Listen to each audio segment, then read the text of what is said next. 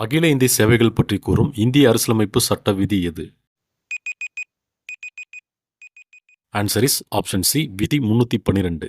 மாநிலம் மற்றும் யூனியன் சேவை தொடர்பான பணி நியமனம் பற்றி கூறும் அரசியலமைப்பு சட்ட விதி எது? ஆன்சர் இஸ் ஆப்ஷன் டி, விதி 309. மத்திய மற்றும் மாநில அரசு பணியாளர் தேர்வாணையங்களின் செயல்பாடுகளை பற்றி கூறும் அரசியலமைப்பு விதி எது? ஆன்சர் இஸ் ஆப்ஷன் டி, விதி 320.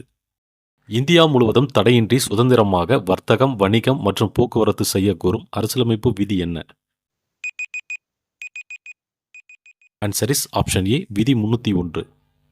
பொது சேவை ஆணையங்களின் உறுப்பினர்களின் நியமனம் மற்றும் பதவிக்காலம் பற்றி கூறும் அரசியலமைப்பு விதி என்ன? ஆன்சர் இஸ் ஆப்ஷன் சி, விதி 316. பொது சேவை ஆணையத்தின் உறுப்பினர் நீக்குதல் மற்றும் இடைநீக்குதல் பற்றி கூறும் அரசியலமைப்பு விதி என்ன?